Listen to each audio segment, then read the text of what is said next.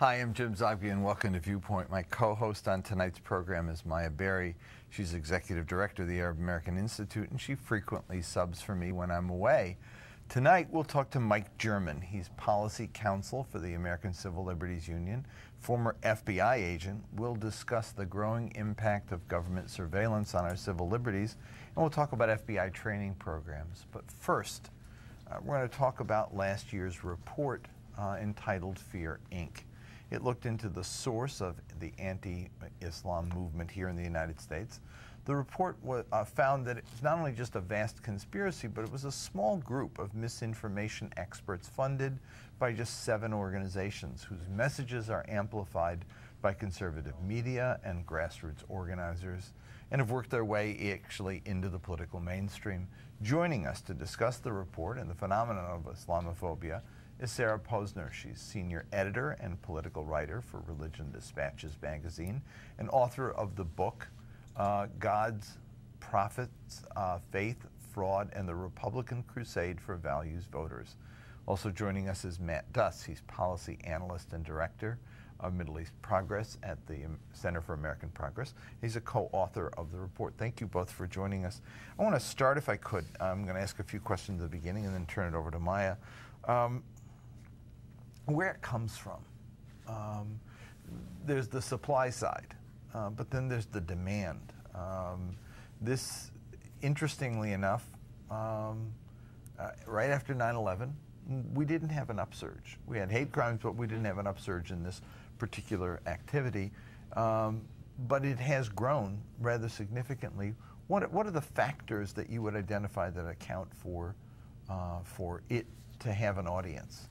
Well, first I would say, at base, there's still a lot of unresolved issues relating to 9/11. There's a lack of knowledge and information, I think, for a lot of people about the Islamic faith and about Muslim Americans. Most Americans don't know any or many Muslims. They don't have a personal experience of that faith in their lives or people who practice that faith. And also, I think, importantly, after 9/11 and the years afterward, you know, even though President George W. Bush carried out a number of policies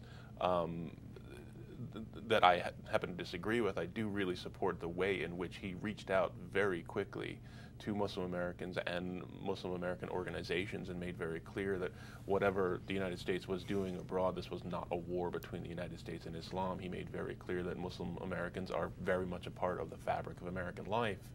And so that was a signal from the top, not only, you know, the Republican Party, but of kind of the conservative movement, that these sort of attacks against American Muslims were not going to be accepted. I think with the end of the Bush administration and the beginning of the Obama administration, you lost that, but you also had a lot of fear and anger and resentment toward Barack Obama himself. So I see this Islamophobia, even though, and on one side, it is definitely about trying to cultivate an environment for more hawkish national security policies. It also serves as a side door way to attack Barack Obama, to suggest that he's not really like us. He's kind of too sympathetic to Islam. He's got that middle name, Hussein. Who is he really? So it serves both of those purposes. Sarah, how wide, how deep is the phenomenon? Well, I'd piggyback on what Matt was saying, and I would say that there's a split within the conservative movement. While Bush was in office, he was undertaking this sort of rhetoric that Matt discussed. But at the same time, among conservatives, and particularly Christian conservatives and some Jewish conservatives as well, there was still a not very latent Islamophobia. They pitted Islam against what they call the Judeo-Christian nation. They pitted not just the wars in the Middle East as some sort of cosmic civilizational war between what some of them would call Christendom and Islam, but they also were a ready audience for what you talked about, the supply side. That audience was an audience that believes that Islam is a false religion, that it isn't a real religion, that it doesn't worship, that Muslims don't worship the same God that Christians do. And so you asked about the demand side, and there it was. Mm-hmm. In 2008, that film Obsession, millions of copies, supplement in the New York Times. I mean, it was, we got it delivered to our doorstep. I'm not quite sure that it played out, though. People got it. I'm not sure it registered. 2010 was very different with the Park 51, and it clearly did become a bit of a movement.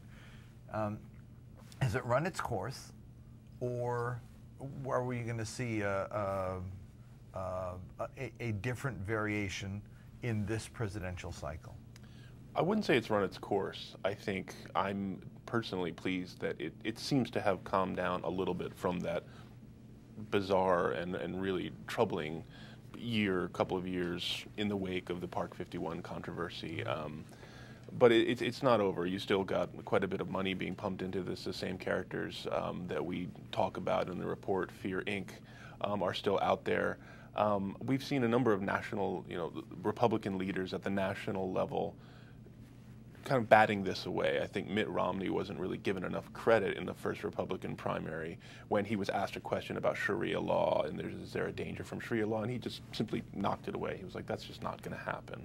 And even more memorably, I think Chris Christie, the New Jersey governor, when Sohail Mohammed, I think that's his name, a judge, was attacked for this as an Islamist who was going to bring Sharia onto the state courts, and Chris Christie, in his fashion, just called it crazy and just said this has no place in our discourse. So I think things like that are good.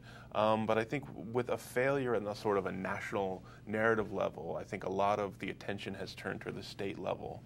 And we've seen almost 24, if not 24, I think the number is 23, I might be wrong, initiatives at the state level, either amendments or bills outlawing the application of foreign laws. It says foreign laws to pass constitutional muster, but it's very clear that the people who are pushing these things mean Sharia. So that's where the battle is at this point. We have a map up on the screen which shows the states and where they are and where the referenda are and where the legislative issues are. Do you want to? Yeah, I mean, just to stay on that point, the fact that we as Jim noted, we started with obsession perhaps in 2008. Park 51 really became major headlines. And I do think the one that we're dealing with for 2012 right now, at least if you look at the sort of the buildup, has been this Sharia phenomena. And I think Governor Romney really deserves a tremendous amount of credit for doing what Newt Gingrich didn't do, for example, in this particular race. But how do you see it playing out, particularly with this issue of Sharia statewide in this presidential cycle? And particularly, Sarah, with the work you've done in terms of monitoring the political implications of all of this among leaders? Well, I don't know that it would make a difference necessarily in the presidential campaign. I think that Romney hopefully will continue to bat these questions away, even though they are questions that are being debated within the conservative base. I think that it will be under the surface. I think there are voters for whom these issues will resonate because, as Matt said, they think that Obama is some sort of crypto-Muslim. When I was reporting on the presidential primary in Florida in January, I was at a campaign event that was supposed to be a forum for the presidential candidates, and there was the usual issues that get addressed in the GOP primary. But then at the point in the program when the state legislator who had introduced the anti-Sharia bill, which isn't called that, they didn't even use the word Sharia when they were introducing him and discussing the bill, he got the most tremendous, enthusiastic standing ovation of the entire afternoon.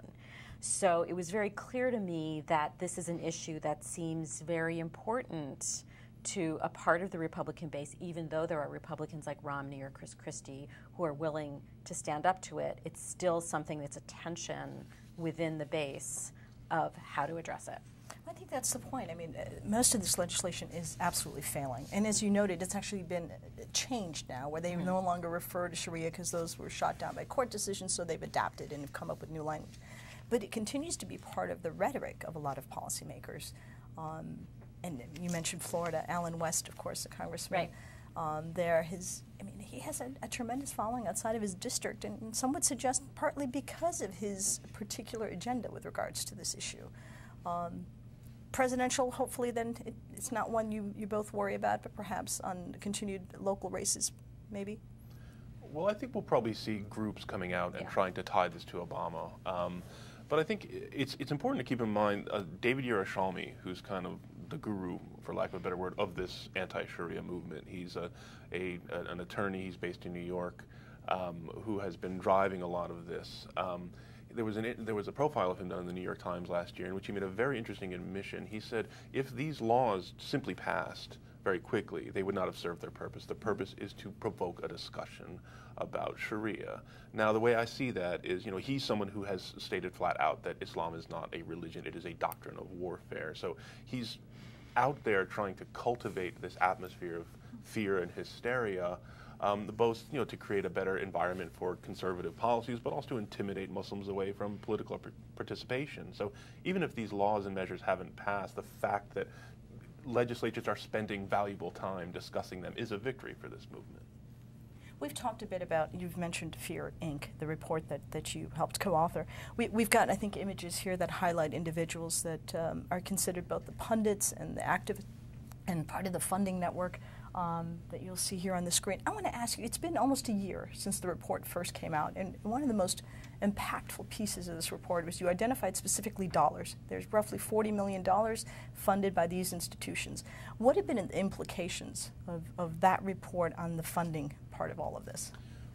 Well, even before the report came out, as we were gathering this, we're doing the research on the report, it was interesting to us to find out that a number of these foundations weren't entirely clear what was being done with their money. So there were at least 2 organizations who we found were providing money for this stuff, and when they were informed, they said that we're going to stop doing this.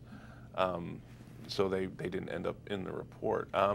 It's a good question. I'm not quite sure if the spigot has been turned off from some of these other groups. They've certainly put on notice, or been put on notice.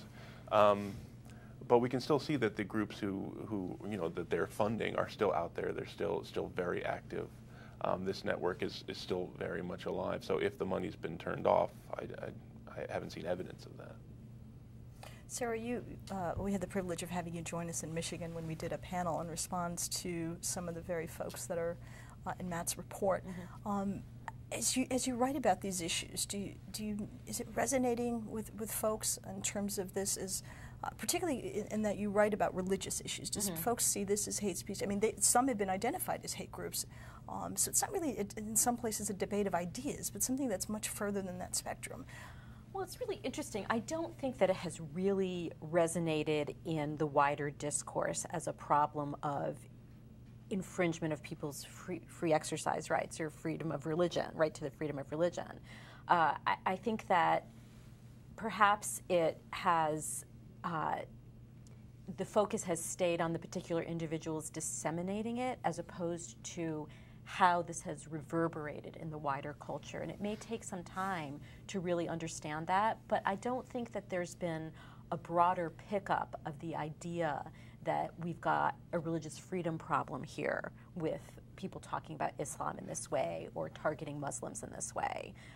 We've talked a lot about religious freedom of late in American politics, but it hasn't focused on this issue. Do you think that's even the case when we're dealing with very simple zoning issues? There are some American Muslim communities who have not been able to build institutions of worship because someone has objected on some basic zoning law issues. I mean, that was, after all, what Park 51 was, but we've seen it in small communities. Right. It just hasn't... I just don't get the sense that this is an issue that is seen as impactful to a wide range of people. I mean, I think that there are obviously people, not just Muslims, non-Muslims as well, who are deeply, deeply concerned about it, but you don't really see it. It doesn't become an issue. I don't see it becoming an issue in local races. It may blow up as an issue while the fight over the building of the mosque is going on in that particular community, and maybe that community learned some lessons from it, but I don't think that as Americans we've more broadly learned those lessons. Matt, I just want to go back to the sort of the theme I was working on. Obsession, 27 million copies, I think. I don't know if anybody right now could tell you what was in that movie, other than that it was about Islam, they hated it. But I'm not sure how many people watched it even. I mean, they got it and threw it away for the most part. Park 51 was a big issue But in I think the 17 congressional races where it became an issue, only 2 of those candidates won, the Alan West character and Renee Elmers. Everybody else lost. A lot of money spent on ads that didn't go anywhere. And Yerushalmi, for his best efforts, I mean, they got Oklahoma, but they're failing in many other states, and they've had to so code this as foreign laws, rather, getting themselves in trouble in Michigan because that meant Canadian laws, which, you know. No, that's an important. So it's there, and we know it's there, and they worry me because of the poison they spread.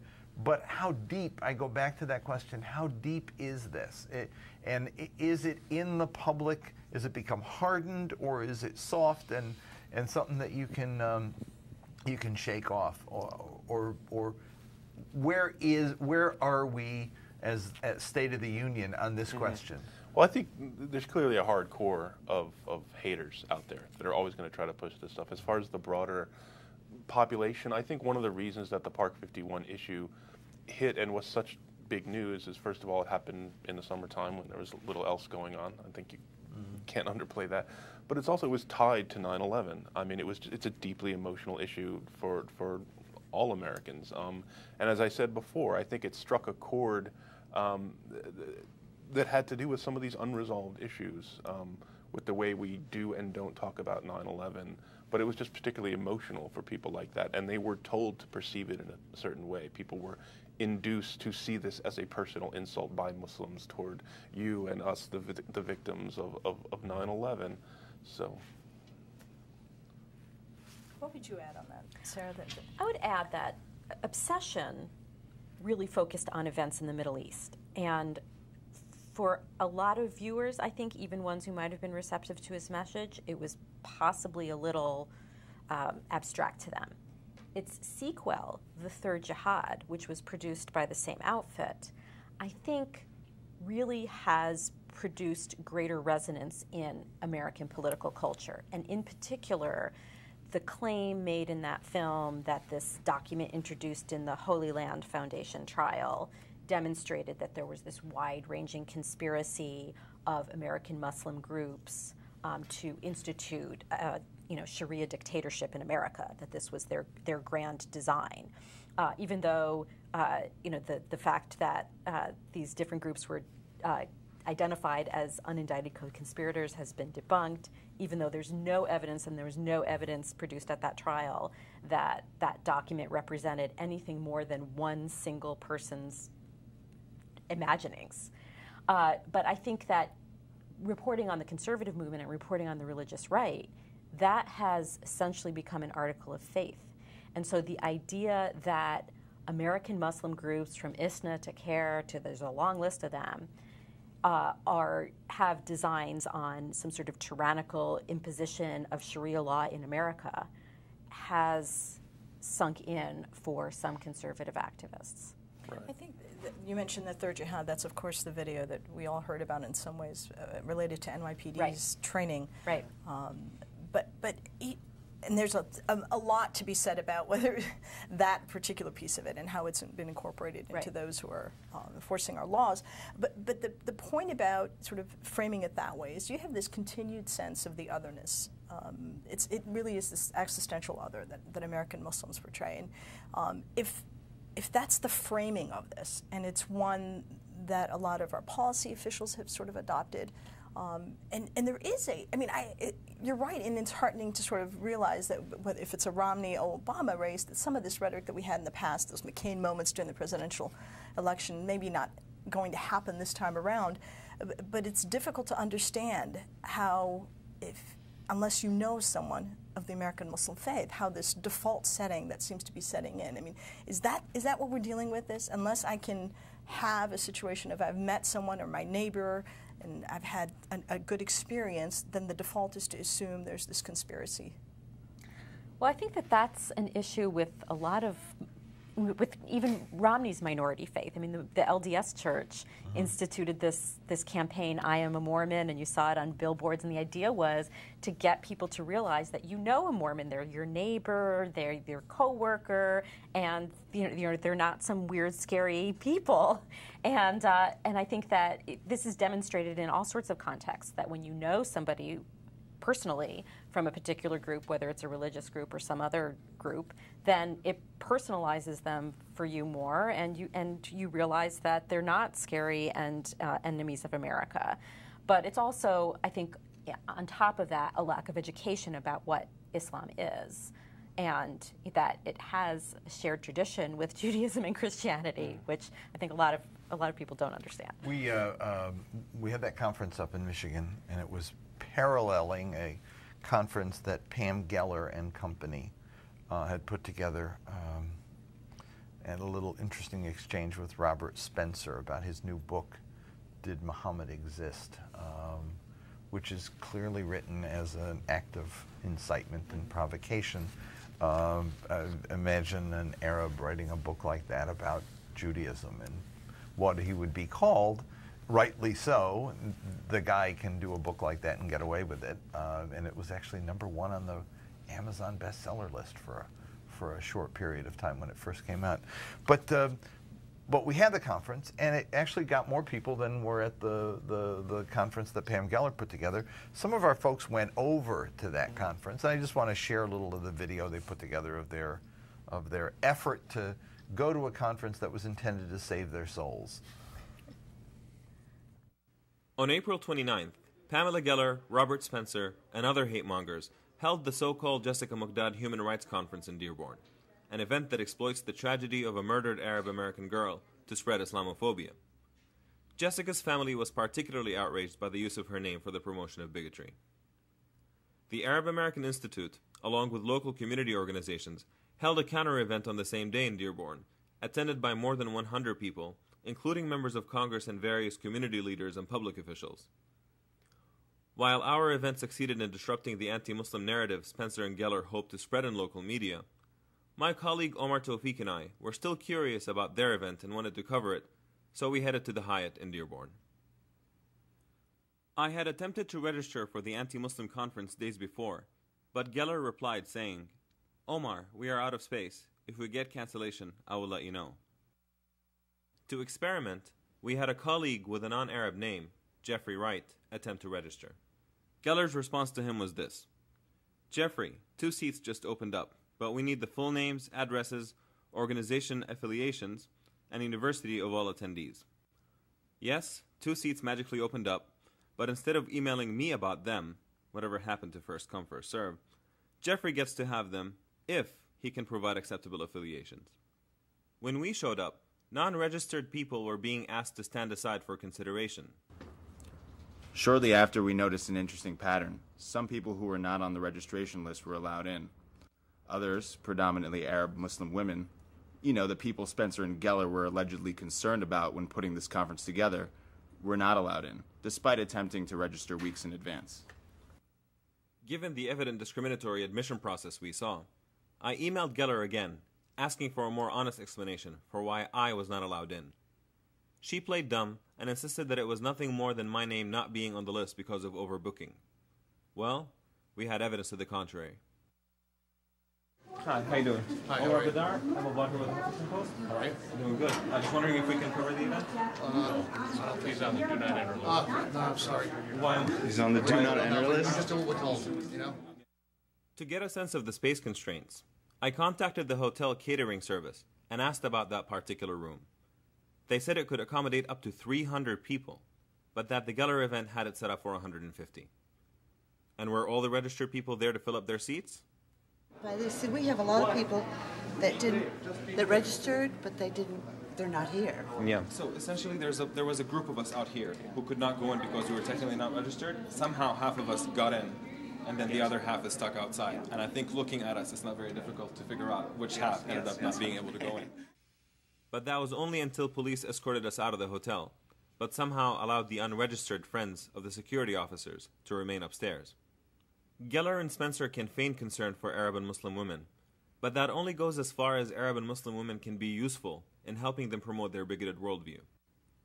The second Arab and Muslim women disagree with religious bigotry or choose to play a different role than the helpless oppressed, they become impediments to the anti-Muslim agenda, and thus must be excluded and become invisible in the discourse of people like Robert Spencer and Pamela Geller. It was an interesting exercise doing the program in Dearborn, in the sense that we found media receptive to the counter-narrative. And my question is, as we move forward with the Mormon running against the, we think he's a Muslim, how does the narrative play out when the right, they're not going to give up this game, they're not going to give up on it, the hate machinery is in place. I'm just wondering, does it stick with the base? Will it be, you know, Fox News and Glenn Beck and Rush Limbaugh talking to each other? Does it have an ability to convey and carry, or does it die on the vine? Unfortunately, I think it'll stay with us for a little while. I'd be surprised if, in the absence of some horrible event, we saw a major upsurge. You never know. There could be some story like an Islamic center somewhere that just for some reason catches on. But in general, I'm happy to see that Americans broadly are not really buying it. As I said before, I think you're always going to have a sort of committed core that's going to be trying to push this stuff. And yes, you'll have Fox News and you'll have Glenn Beck now on his web channel, who continues to be deeply committed to this narrative of a Muslim conspiracy He's to take over. deeply something, but he's deeply committed to this idea that less than 1% of Americans are going to impose their faith on everyone else. Yeah. But by and large, I've been pretty glad to see the extent to which I think the mainstream has not really grabbed on. Sarah, final thoughts? I would share his somewhat pessimistic prognosis. I do think that even for people who do not adhere to the entirety of the conspiracy theory about Muslims that's propagated by someone like Beck, that it has a trickle-down effect of creating suspicion in people's minds, even if they're not fully engaged with the entire narrative. And I find that troubling. I'm not sure it's going away anytime soon. Thanks both for joining us. When we come back, we're going to talk to Mike German of the ACLU on government surveillance and training programs. Stay tuned. We'll be right back.